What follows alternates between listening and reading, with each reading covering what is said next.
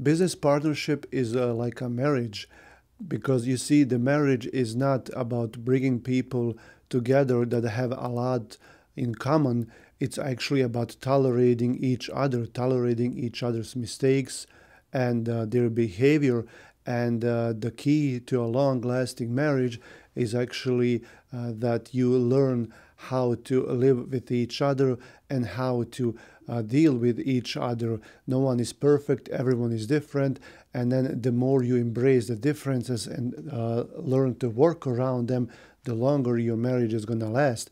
And in my opinion, it's similar with a business partnership.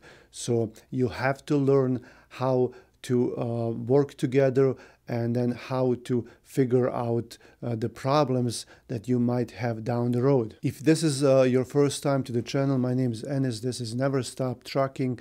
On this channel, we speak about trucking, dispatching, everything related to transportation. And today I wanted to talk a little about business partnership because I was in one, and then I just want to tell you what I learned, and then talk about pros and cons, and then you decide for yourself whether you want to go that way. Now, before we go into the pros of having a business partner, I'm going to tailor this specifically for dispatching or a trucking company.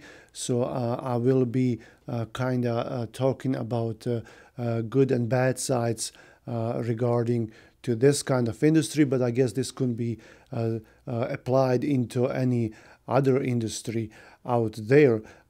Just know this, that before you decide going with a partner, that you guys should look at each other, like your habits, your work ethics, and the way you guys handle things, and then just to see if this is going to be a long-term contract or maybe something temporary before you both or the three of you maybe learn something and then separate after a while. So maybe it's a good, most businesses, they don't have that plan. Most partnerships, actually, they don't have that kind of plan, because when they become partners and then they start working together, usually they don't think about exits. If someone is going to exit the business down the road, if they're going to split up, how is that going to work? How are they going to share everything? Is this something that's going to last for a couple of years or 10 years or undefined? Because usually when you go into marriage, you don't set a date, like we're gonna be married until that date. Usually it's always until death split us apart. And then people have this same idea with partnerships, like nothing is ever gonna happen. We're just gonna be partners, and we're gonna be all owners, and then everything is gonna be great, and no one ever is thinking like, hey, what if something happens down the road? Someone doesn't want to do this anymore. There might be problems between the partners, or someone wants to go a different path. So there are a lot of reasons why a partnership might split, might end, and then you should take that into account before you partner up with someone. And then maybe, like, if your plan is just to start with someone because of various reasons that we're going to talk about in this video, then you should be upfront with the partner and tell them that, hey, I'm planning to do this maybe with you for 2 years, and then after that we'll review everything, see how everything's going, and then we'll see what to do next. You in this sense, you cannot treat it like a marriage, because a lot can happen in a partnership. Okay, so you always have to think about these things as well, and it's good to have a plan. And then even it's good to have an exit strategy. And then usually, especially when you do an LLC, that contract, you should, of course, definitely you have to have a contract between the two of you or three of you, that tells exactly what your profit share is, what are each other's responsibilities. And then there should be something in that contract that says what happens in case of one partner, or maybe even both, exiting or even selling a company. What rules you should work on those rules in advance and set them up clearly, and that both of you know what to expect in that case. Okay, so let's start with pros. First, pro side of being in a partnership is that two people are smarter than one. And if you cannot come up with a solution for something, then your business partner might have a better idea, and then you can always advise each other and always talk about the problems. If you're by yourself, you're the only owner, you don't have anyone to talk to. If you have employees, you're probably not going to talk to the employees. If you have a spouse or partner, then maybe they don't know anything about the business and they don't want to get involved. Now, who do you talk to? That's a good side of having a business partner, because you can put your brains together and then work on a product. Come up with something new. If there is a problem, you can solve it easier together, because most likely one of you is going to have a good idea, and then it will be easier to go a certain path. Second thing is you're bringing talents together, and that means that if you're lacking something, a knowledge or a skill, then your partner might be better in that. And then even when you start working together, you will probably share your responsibilities that way. You will do the thing that you know how to do, that you have more experience with, and then the other partner will do another thing. So, for example, like in our case, because English is not my first language, you might have someone that their English is not that good, and then you can always, if you're talking to someone or setting something up, then you can use your English skills for that. And then, or if someone has a bad credit history, then one partner might have, good credit or, perfect credit, and then you can always use his or her credit in that advantage, because yours might be not that great. And then same with other skills like math skills, people skills, anything that's related to technology. You can always see who's better at what, and then you bring those two talents together, because no person knows it all, no person is skillful at everything. So that really works in your favor if you have someone that will fulfill the gaps, like that you lack, or that you will fulfill their gaps that they lack. Now, next thing is you have double the time to do things. Imagine like you're one person and you're doing everything yourself. You work 8 to 5, or maybe even like 8 to 8, because people, when they first start and they're very busy, they tend to work long hours. You're trying to get out of your 8 to 5 job. You have 40 hours at work, and now you're finally your own boss, and now you're putting in 70 hours a week, or maybe even more. And then you're like disappointed. Well, why did I need this? Now, if you have a business partner, then you have double the time, and then you can share the responsibilities, and you guys can do more things together like that. If you need startup funds, it's easier to use two people's money. If you need, let's say you need $10,000 to start something, but here in this case, in dispatching, you don't need that much. Like we said before, maybe $500 if you already have computer and a small office, like a home office setup. But if you don't have any of that, like you don't have a computer, you don't have anything, then $1,000, a little bit more, should be enough for one person to start up. But now you guys have more funds to invest, and then you can use more funds for that. So that's another pro side. I released a video the other day about vacation, how to take vacation if you're an independent dispatcher. And now this pro side of having a business partner is that actually you can take a vacation. You don't have to worry about that. And then you guys take vacations in turns. So one of you takes a vacation, takes time off, and then you're covering, and vice versa. So the difference, even if you have an employee or if you find someone to fill in for you, you can trust your partner to leave the partner with the company, that they're not going to mess something up. They're going to do the job properly because they care about the business as much as you do, as opposed to having an employee who probably doesn't care that much about your business.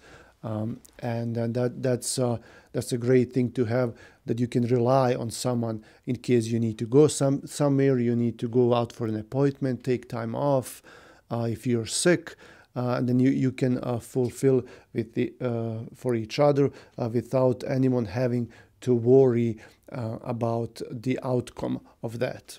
Better moral support is like if times are tough, you're lacking funds, you don't have enough customers, there is a big problem, something is going on, and then all of a sudden you're like, man, why do I need this?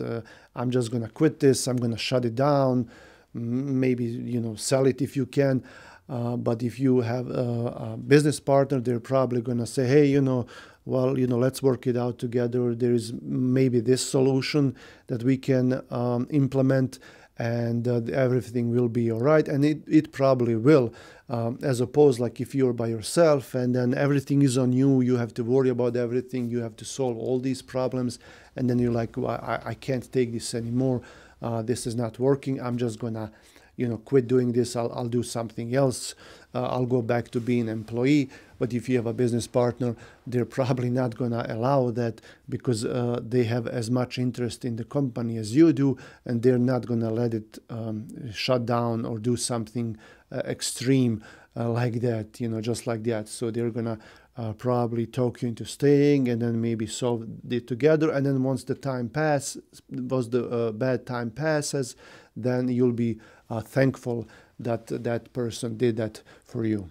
Now, there are some tax benefits if you have a business partner, especially if you are an LLC, filing your taxes as an S corporation, because like if you're an S corporation, usually, I'm not a tax expert, so don't listen to me, but this is what I do with my taxes. If you file your taxes as an S corp, then you show all the income or loss on your personal tax. So when you do a personal tax, let's say you have $10,000 in profit in your company, you don't pay any tax on that from your company.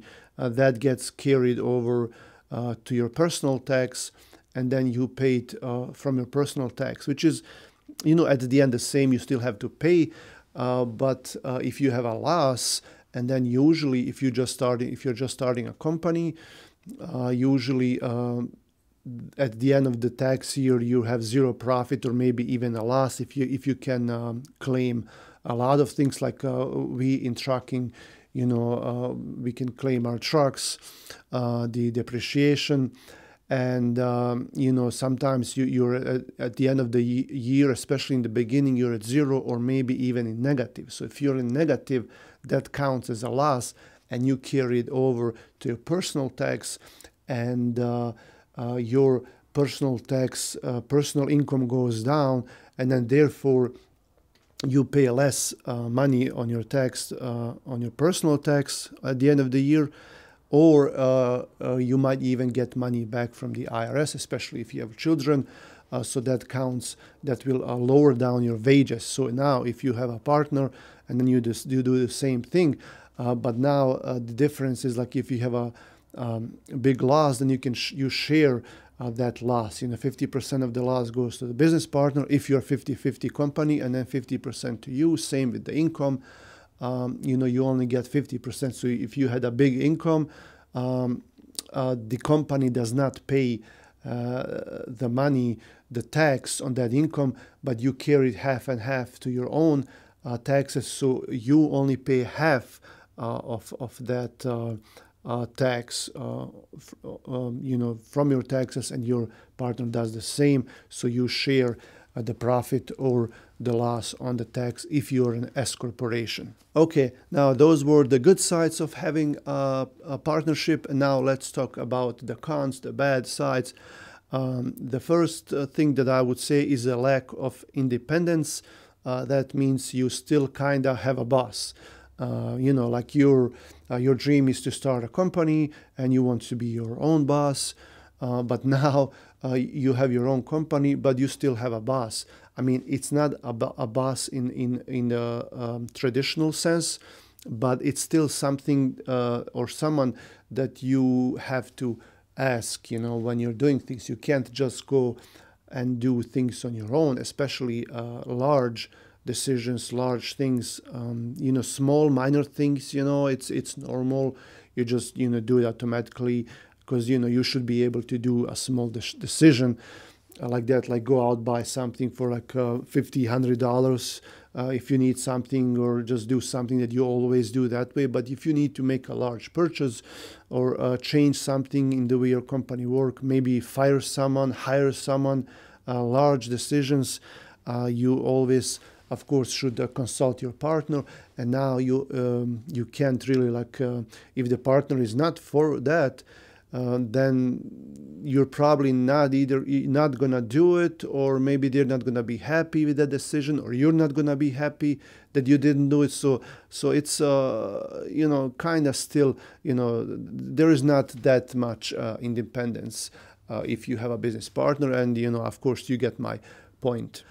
Second thing, and I think this is also a big thing and people don't realize it is, and then I'll give you some examples of that. Most people have different views and different tactics as far as growing the company and solving problems. Now, let's say you have a partner, so it's a 50% ownership, and you guys have different ideas of how to invest, how to grow in the future, what the long-term plans are for your company. And then those two plans do not have to necessarily be wrong, either one of them. They might be good plans, but the thing is, you want to go this path and that other person wants to go the other path, and they're both gonna be good, profitable, but you like doing things one way and you feel like we should do it this way, and then your partner thinks it should be done the other way. So it's that's a problem, then at the end you have to compromise, maybe, or maybe this time listen to him or her, and then next time, you will, take your idea and go that way. So, it could work out, but it's just back in your mind, it's always going to be like, well, we should have went this way, especially if there's a problem, or maybe if that thing that, your partner wanted to do, and then you agreed to do that, and then that didn't work out, and now you're like, oh man, we should have done this my way. Why did I listen to him? So it's always gonna be that. So just so you know, that maybe, even if you're considering having a partner, you should talk before you start together about long-term plans, if you're in dispatching business or trucking, how many trucks is our goal, to have in 2 years, in 5 years, ever? What's the maximum that we want to go to? How big our office should be? How many employees should we have? Should we get loans? Should we purchase trucks? should we concentrate on owner operators? If you're a dispatching company, how much are we going to charge? Are we going to raise our prices? Are we going to add other services to our company? So maybe talk about those long-term plans before you start, so that there are no surprises. And then once you commit to it, then that's it. You sign paperwork, and then you better start working on that. When you have a business partner, that means shared liabilities, and then anything that you do or your partner does will affect the company, and therefore affect the other partners. So if you do something stupid or your partner does, then just know that this will affect, that this might even affect you. That's why we have those LLCs, like limited liability companies.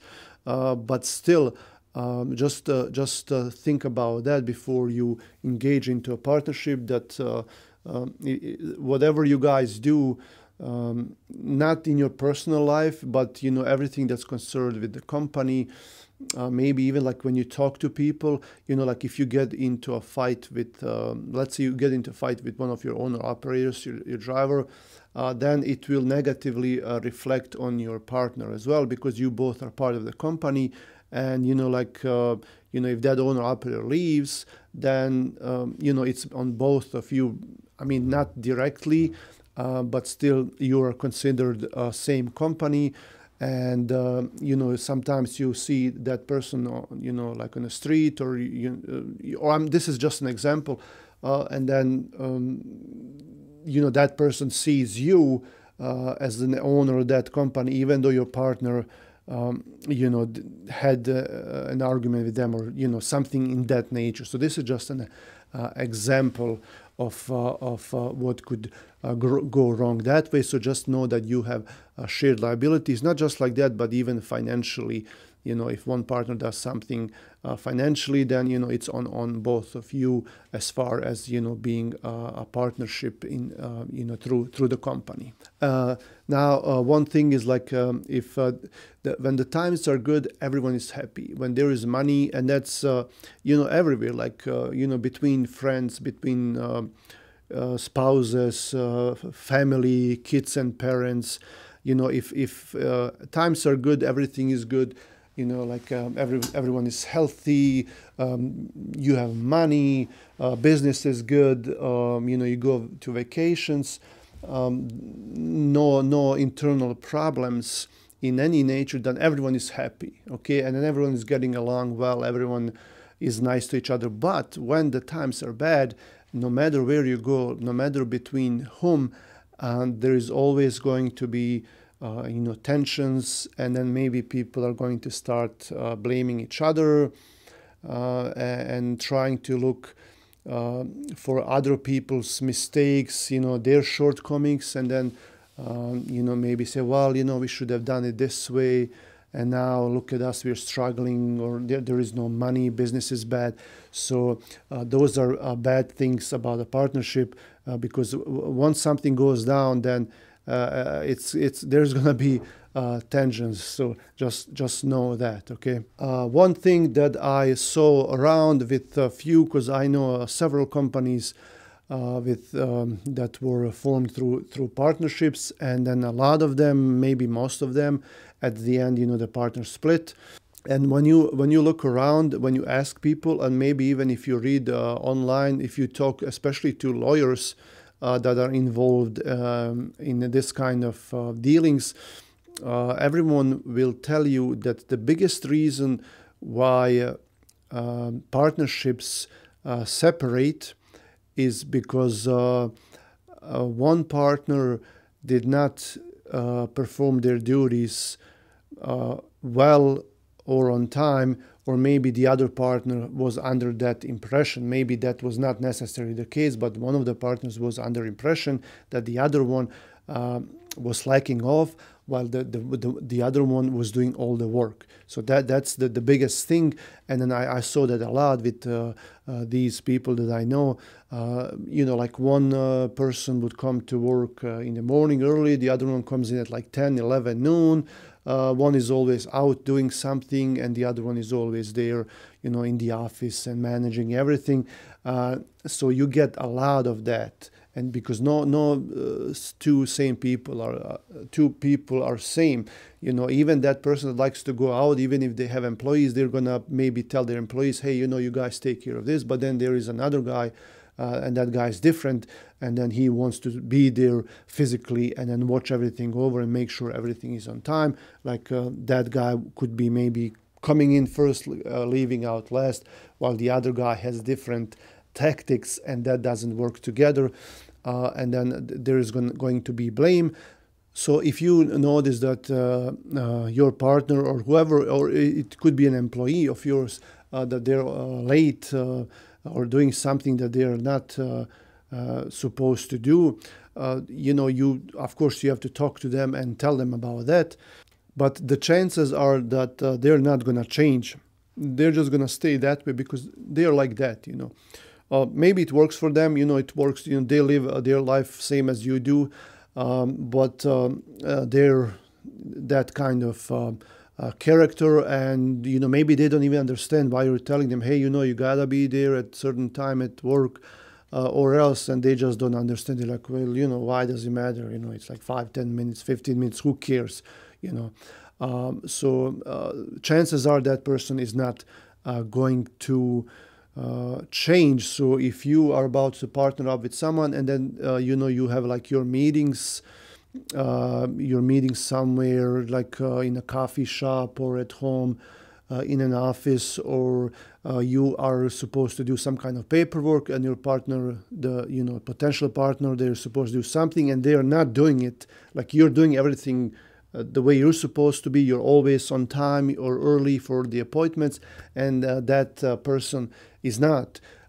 Just know this: it's always going to be like that. So maybe it's best that you don't even partner up with that person if you know this behavior like that, because they're always going to be like that. And if it bothers you, then you shouldn't even get involved in something like this, like that. Now, when to separate and why to separate? If you're already in a partnership, separate. You should separate once you notice that the things are not the way they used to be, and while you still have good relationship with each other, you should talk like normally. Hey, just like, hey, let's talk about splitting up. I mean, it's not end of the world. There are a few ways that you could do it. You could split it in both ways, or you can sell your share to your partner, or they can sell it to you for a reasonable price. Or maybe, like, if you're just tired with everything, maybe you can just tell them, hey, here's my part, you don't have to pay me anything. You just keep it, we sign me off, you do whatever you want. I'm gonna start my own thing.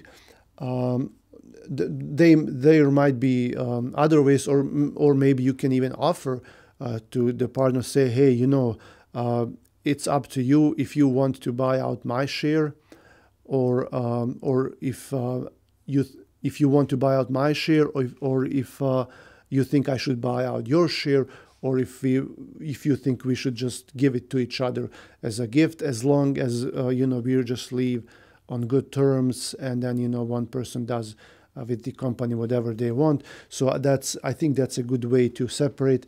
And then if there is something else going on, then lawyers get involved, and that's a big hassle, and it's stressful. It's gonna cost a lot of money. So there might be that reason why you get separate, because someone is doing something that they're not supposed to be doing. And maybe even one partner wants to retire, or they just don't want to do that kind of business anymore. They want to do something else. They don't have the will to do it anymore. And then why force someone onto something that they don't want to do? So yeah, that's my view on that. And like the video, come back for more. Thank you guys for watching and for supporting me and the channel. I'll see you around.